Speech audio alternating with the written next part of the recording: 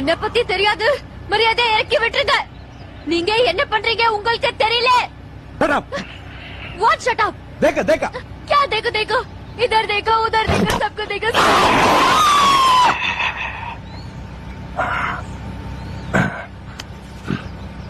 யாரா அவனுங்க, எங்கிருந்துடா வந்திருக்கானுங்க? மச்சான் யாரா இவனுங்க, எங்கிருந்துடா வந்துக்கிறானுங்க? நல்ல பிளேயர்னா அடிக்கிறாங்க. இந்த பக்கம் போட்டா அடிப்பான், அந்த பக்கம் போட்டாலாம் அப்படிலாம் இல்லை, பால் போட்டாவே அடிக்கிறான். சஷாங்க் ஐயோ எங்கிருந்து மச்சான் யாரா இவனுங்க, எங்கிருந்துடா வந்துக்கிறானுங்க? என்னடா அடிக்கிற எல்லாமே மிடில் ஆஃப் த பேட்ல பட்டு பவர் பிளேல அடிக்கிற மாதிரி அடி அடிச்சிட்டு இருக்காங்க. சும்மா கண்ணா பின்னெல்லாம் சுத்துறதுல பரவாயில்ல. ஸ்கெட்ச் போட்டு multi dimensional shots, third man, long off, long on, பாயிண்ட்டுன்னு ரவுண்டு கட்டி அடிக்கிறாங்க.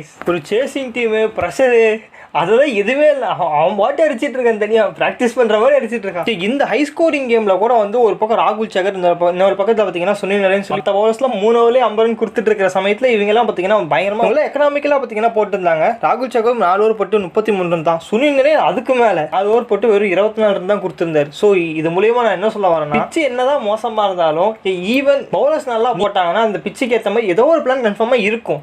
போடவே முடியாதுலாம் இல்லை. இதே எஸ்ஆர்கேச் அடிக்கும் போது கூட தான் பார்த்தீங்கன்னா வந்து பும்ராவோட ஸ்பெல் மட்டும் தனியாக தெரிஞ்சுது. ஸோ பவுலர்ஸ் பேக் ஆகலாம், என்ன எக்கச்சக்கமான ஆப்ஷன்ஸ் அவங்ககிட்ட இருக்கணும். ஸோ இந்த ஒரே இதை வச்சு ஓட்டிகிட்டு இருந்தால் கன்ஃபார்மாக வந்து இது பிச்சு மோசமாக இருக்கும், அநியாயத்துக்கு வந்து காரை ஓட்டு விட்ட மாதிரி இருக்குது. பட் இருந்தாலும் வந்து மேபி கொஞ்சம் வந்து அந்த ஆப்ஷன்ஸ் இருந்துச்சுன்னா இதில் கூட வந்து நல்ல பவுலிங் வச்சு யூஸ் பண்ணி நம்ம வந்து ஓரளவு டிஃபெண்ட் பண்ணலாம். ஜானி பெஸ்டோ அந்த பார்த்தீங்கன்னா வந்து இந்த பக்கம் சஷாங்க் 2 பேருமே சொன்னாங்க. ஸோ சுனில் நரேன் எப்படிப்பட்ட பவுலர்னு எங்களுக்கு தெரியும்.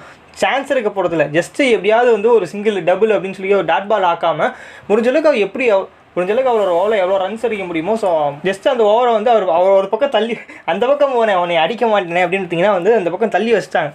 மீதி இருக்கிற பவுலர்ஸ் அட்டாக் பண்ணாங்க. இதில் எனக்கு வந்து அனுகூல்ரா எதுக்குடா இம்பாக்ட் பிளேயரில் உள்ளே கொண்டு அவனை ஏன்டா போட்டு அடி வாங்க விட்டீங்க. அவன் வந்ததுக்கு ஒரு சேவெல்லாம் வந்து பயங்கரமாக ட்ரை பண்ணி எடுத்தாரு. பட் அதுவும் பார்த்தீங்கன்னா பாலு பவுண்டரி ரோப்லேயே உள்ளே விழுந்து 6 ஆயிடுது. கேகேஆர் ஐயோ எவ்வளோ தாண்டா அடிக்கிறது, 261 அடிச்சும் 10லனா இது இன்னும் 8 பால் வேறு மீதி இருக்குது. ஆக்சுவலாக 2 ஓவர் முன்னாடியே முடிச்சிருப்பாருங்க. அங்கங்கே கொஞ்சம் சில டாட் பால்ஸ் வந்து கடைசியாக அந்த வந்து இந்த சிங்கிள் அப்படிங்கிற இதெல்லாம் வந்து நான் கடைசியாக சஷாங்க் வந்து இந்த கடைசி 3 பால்ஸ் பார்த்தீங்கன்னா ஃபேஸ் பண்ணும்போது வந்து சிங்கிள் ஒன்றாங்க அந்த ரன்ஸ் அடிக்கும்போது. அப்போ தான் பார்த்தேன் மீதி எல்லாம் பேஸ்டோ அவன் அப்பா. அதுவும் ஸ்டார்டிங் பிரம்சிம்ரன் பேஸ்டோ இருந்ததே தெரியல ஆரம்பத்தில். அந்த மொதல் 3 ஓவரில் பிரம்சிம்ரன் அவன் போட்டு போல சமீர் ஏன்னா சொல்லவே இல்லை, என்னடா பிச்சுது இங்கே வந்து இறக்கி விட்டியேனே அப்படின்னு மொதல் ஒரு ஜஸ்ட் வந்து பார்த்தாங்க ஓகே அப்படின்னு ஒரு கொஞ்சம் ஒரு மாதிரி இதாக தான் இருந்தது. அடுத்த ஓவரில் வந்து பிரம்சிம்ரன் லைட்டாக ஸ்டார்ட் பண்ணார். 3வது ஓவரில் தெரிஞ்சிருச்சு சரி இவனுங்க வந்து வர்ற மாதிரி தெரில. 10 ஓவர்லேயே 130+ என்னமோ பார்த்தீங்கன்னா அதிர்ஷ்டம். எனக்கு இங்கே என்ன எதை பேசுறதுனே தெரில. ஏதாவது நடந்தால் பேசலாம். அவன் பாட்டு பவுலர் ஓடி வரான், பிச் பண்ணுறான். இதே ரபடா ஃபுல் டாஸ் போட்டுட்டு இருக்காரு. பாவம் அவரும் என்ன எல்லாத்தையும் ட்ரை பண்ணி போட்டு ஃபுல் டாஸ் தான் போடல, அதையும் போட்டு அதையும் அடிக்கிறாங்க. இது வீடியோ கேம் மாதிரி இருக்குது கைஸ். நேராக ஓடி வந்து அதே லைனப்பில் போடுறான், அங்கே பாயிண்ட்டு காமிக்குது, தூக்கி அடிக்கிறான், பர்ஃபெக்டில் காமிக்குது, போகுது. அது பாட்டு அதில் கூட வந்து எங்கேயோ வந்து மிஸ்டேக் மாதிரி கேட்ச் ஆகும். பவர் பிளேயே 100 ரன் மிஸ்டேனுங்க. கொஞ்சம் இந்த பிச்சை வந்து நார்மலாக தான் ரெடி பண்ணி வைக்காது. அநியாயத்துக்கு வந்து இப்பெல்லாம் பண்ணால் அப்புறம் பவுலர்ஸே எவனும் இருக்க மாட்டான்டா. இருக்கிற பிளேயிங்லாம் இல்லை, எப்படியும் பவுலர் போட்டால் அடி தான் வாங்க வரான். நான் பேட்ஸ்மேனே பவுலர் ஆக்கி ஸ்பின்னர் மாதிரி போட்டுக்கிறேன் அப்படின்னு பிளேயிங் லெவலில் ஃபுல்லாக பேட்ஸ்மேனாக இறக்கி விட்டுவானுங்க போல். ஸ்ரேயஸையே தகச்சு போய் என்னதான் பண்ணுறது. 261 ரன் அடித்தாங்க. இதுக்கு மேலே என்னங்க இப்போ பேட்டிங் ஆடி கொடுக்குறது, இது எப்படிங்க எனக்கு புரியல. நான் வீட்டில் போய் தான் யோசிக்கணும், என்னடா பண்ணோம், என்ன தப்பு பண்ணோம், இதுக்கு மேலே எவ்வளோடா அடிக்கிறது. ஏன்னா இதையே இன்னும் 8 பால் மிச்சத்தில் அடிச்சு வச்சிருக்கீங்க. இன்னும் எவ்வளோ அடிச்சா தானே முடியும். கரெக்ட் டஃப் ஆகிட்டு கடைசி பால் வரைக்கும் சீரியஸாக வருவீங்க. அங்கே ஃபுல்லாக முடிஞ்சிருச்சு கைஸ். 14வது ஓவர் 15வது ஓவர்லேயே வந்து எனக்கு 200 வந்துட்டாங்க. லாஸ்ட்டு ஏண்டா 15 ஓவர்லேயே 200 அடித்தவன் அடுத்த 5 ஓவரில் 60 அடிக்க மாட்டானா.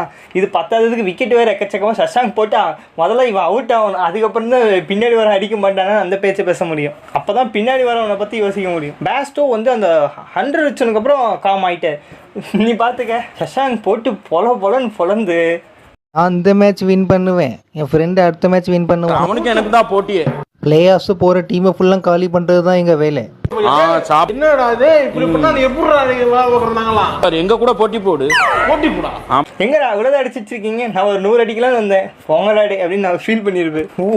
ஒரு ப்ரெஷர் கூட தெரியல கைஸ். ஃபஸ்ட்டு 3 பால் பார்த்தாரு, ஒரு மாதிரி வந்து ஸ்டாண்ட் பண்ணார்.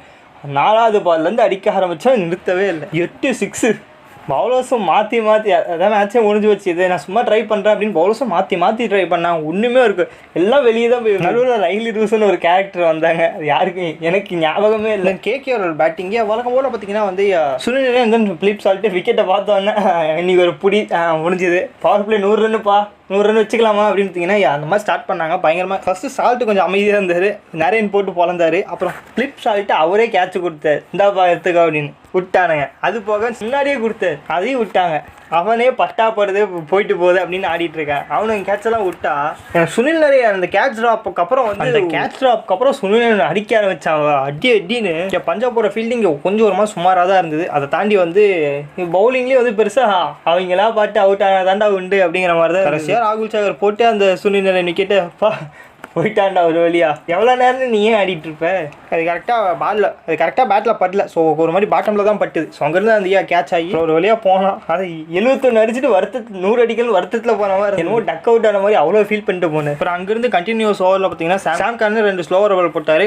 ஃபிலிப் சால்ட்டு நான் சும்மா போட்டாவே அடிப்பேன், ஸ்லோவர் பால்னா விடுவோண்ணா, இன்னும் ஸ்லோவாக போட்டால் வந்து எஜ்ஜாக நினச்சியா அதையும் பவர் கொடுத்து அடிப்பேன்னு பார்த்தீங்கன்னா வந்து 2 பால் அடிச்சு 2 சிக்ஸஸ் அடிச்சு ஹேட்ரிக் ஆஃப் 6 ட்ரை பண்ண போய் கரெக்டாக வந்து அந்த சாம் கார்னர் என்ன அடிக்கிற நீயே இது யார்கர் போட்டு காலி பண்ணுற அப்படின்னு யார்கரை போட்டு கம்ப்ளீட்லி அவர் எதிர்பார்க்கவே இல்லை. ஏன் எதிர்பார்க்கவே எனக்கு தெரியல. 2 பால் நீங்கள் ஸ்லோவர் போட்டு 6 அடிச்சிட்டிங்க, 3வது பால் ஸ்லோவர் பாலாக போடுவாங்களா? கொஞ்சம் உஷாராக இருக்கலாம். அவர் 75க்கு அவர் அவுட் ஆனதுக்கப்புறம் இனிமேல் தான் அடிக்கவே போகிறாங்க. அதுக்குள்ளே நீ வேறு சந்தோஷப்பட்டுக்கிட்டு தான் ரசூலை கொஞ்சம் முன்னாடியே அனுப்பிச்சிருந்தாங்க போய் சாத்துனா அப்படின்னு.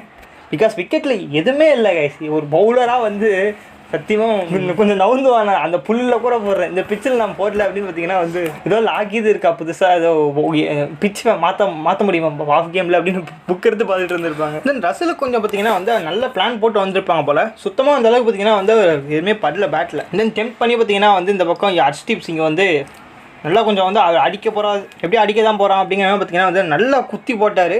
நினச்ச மாதிரியே பேட்டை விட்டார். அது கரெக்டாக டாப்பேஜ் வாங்கி கூட கிளம்பி ஹர்ஷல் பட்டேல் ஈஸியாக பிடிச்சிட்டாரு.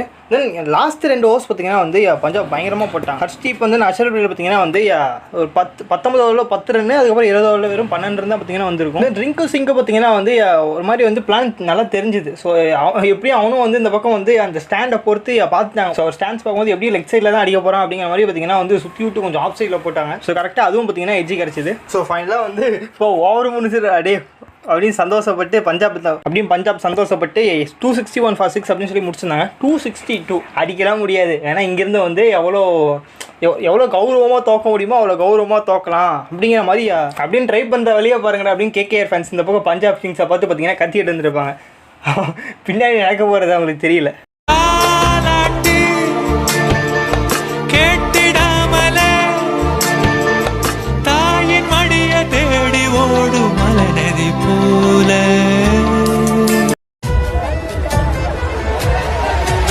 நேர்மை, நீதி, நியாயம் ஜெயிச்சது. எனக்கு ஆக்சுவலாக வந்து சேஸ் பண்ணுவாங்களா மாட்டாங்களா அப்படிங்கிற கேள்வி தாண்டி வந்து கேம் எந்த அளவுக்கு க்ளோஸாக போகும், யார் அடிப்பாங்க. பிகாஸ் பேஸ்ட்டும் இந்த அளவுக்கு வந்து ஓப்பனர்ஸ் தான் வந்து பஞ்சாபில் செட் ஆகலை. மிடில் ஓப்பனர்ஸ் வந்து ஸ்டாண்ட் பண்ணி ஏதாவது ஒரு 50 ரன் கூட வந்து அடிச்சிட்டாங்கன்னா மிடில் ஆர்டர்ஸ் பயங்கர வந்து ஃப்ளோவில்.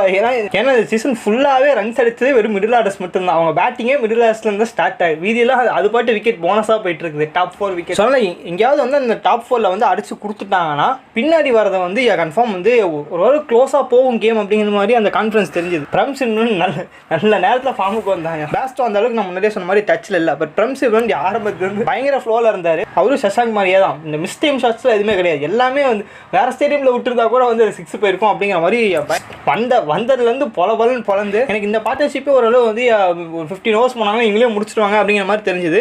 பட் அந்த நேரத்தில் வந்து ஒத்த ரன்னுக்கு ஆசைப்பட்டு பிரம்சின் பயங்கரமாக சொன்னிருந்தேன்னா ரன் அவுட் ஆகிட்டு. ஸோ அங்கேருந்து 1 ரன் ரூஸோ அனுப்பிச்சுருந்தாங்க. ரூஸோ அந்தளவுக்கு எஃபெக்டிவாக தெரியல. ஒரு மாதிரி வந்து இன்னொரு சைடில் பிரம்சின் அவுட் ஆனதுக்கப்புறம் பேஸ்டோ அந்த லீடு எடுத்துக்கிட்டு ஸோ அவர் பார்த்தீங்கன்னா வந்து பவுண்டரிஸ் அடிக்க ஆரம்பிச்சார். ஸோ ஃபைனலாக அடின்னு அடிச்சு அசால்ட்டாக 8 ஓவர் 18.4 ஓவர்ஸில் வந்து மேட்சை முடிச்சு அப்புறம் ஐயாச்சாமி வரட்டா அப்படின்னு பார்த்தீங்கன்னா அவங்க கிளம்பிட்டே இருக்காங்க.